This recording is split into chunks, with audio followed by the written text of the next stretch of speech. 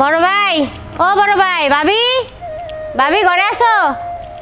ও ভাবি ঘরে নাই নাকি? ওই দেখো তোমার বিধবা ভবন আইছে। কে হইছে? ওই যে কে মিতু? হ্যাঁ কি ব্যাপার তুই হঠাৎ করে? কি হইছে? আইলাম ভাই, অনেক সমস্যার মধ্যে আছি, তাই আইছি তোমার সাথে কথা কইতে। কি সমস্যা? অনেক হ্যাঁ? সমস্যা, চাইল ডাইল নাই ঘরে, বাজার পাতি নাই। চাউল ডাল নাই, তা আমি কি করবো? ভাই দুইটা বাচ্চা নিয়ে তো আমি অনেক কষ্টে আছি, আমারে কে দেখবো? এখন আমি টাকা পয়সা করতে দিব তোরে? আমার কাছে তো টাকা পয়সা নাই। টাকা পয়সা দিবা মানে? তুমি ওকে টাকা পয়সা দিয়ে বিয়ে দিয়ে দাও নাই, আবার কিসের টাকা পয়সা দিবা তুমি? আর আমি তো তাই কইতেছি আমার কাছে টাকা নাই। তুমি আবার চেত্তাছো কেন? আমার কাছে তো টাকা নাই রে বোন। ভাই আমার সংসার তো চলতেছে না, তোমরা তো জানোই আমার স্বামী নাই, কিভাবে চলবো ভাই? তোমরা যদি আমারে না দেখো, বাবা মারা গেছে, বাবা মা মারা যাওয়ার পরে তোমাদের হাতেই তো আমারে তুলে দিয়ে গেছে। আচ্ছা তুই যখন আমার কাছে টাকা পয়সা আছে, আমার কাছে টাকা নাই, আমি কিভাবে দেই কদি?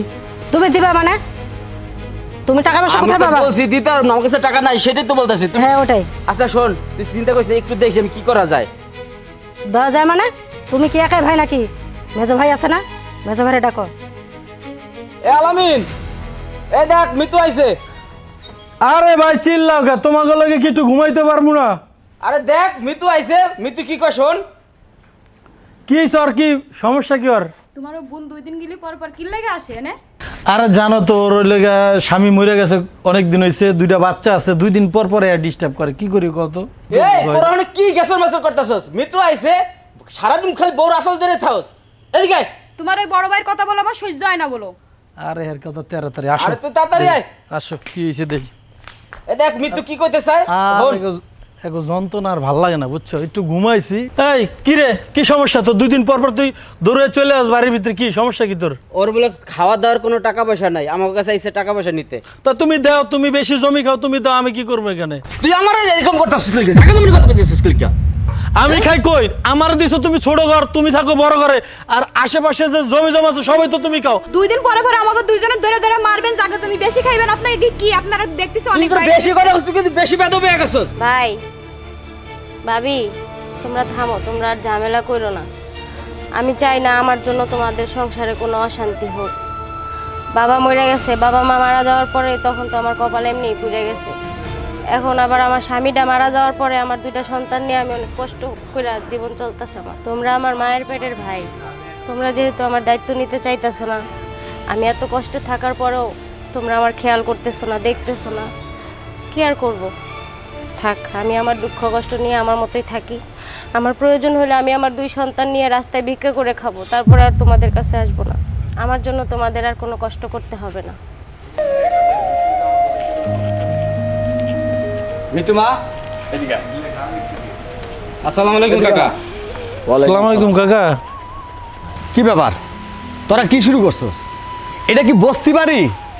এটা একটা ভদ্রলোকের বাড়ি। তোরা মনে করিস না যে আমার ভাই মরে গেছে দেখে আমিও মরে গেছি। আমিও মরি নাই। মৃত্যু তবু কি হয়? একমাত্র 3 ভাইয়ের আদরের ছোট বোন। আর এই বোনটা স্বামী মরে গেছে কিছুদিন হয়। এই বোনটার তোকে বোঝা, হ্যাঁ কিরে?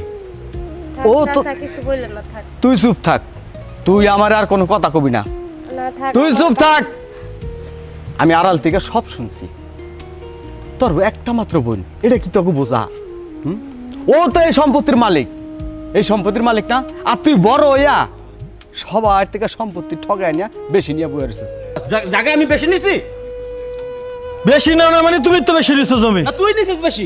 চুপ থাক তোরা, একটাও কথা কবি না। আমি দলিল পত্র সব হাতায় দেখছি, সবচেয়ে ওরে ঠগাইছ। আর ওরে 1 ডিসিম জায়গা দিলে কি হইতো? হ্যাঁ, তোরা দলিলের মধ্যে জায়গা বেশি বেশি দিছ। এই মায়াটা বেশি হয়ে গেছে গা। এই মায়া যদি তোর কাছে বেশি হয়ে থাকে, এই মায়া আমি পালমু। আমারই তো রক্ত, আমারই ভাইয়ের মায়া, আমি পালমু। আমার কাছে কি জায়গা সম্পত্তি কম আছে? কম নাই। তোরা আমার ভাইয়েরও ঠগাইছ, আমার ভাই স্ত্রীরও ঠগাইতাছ।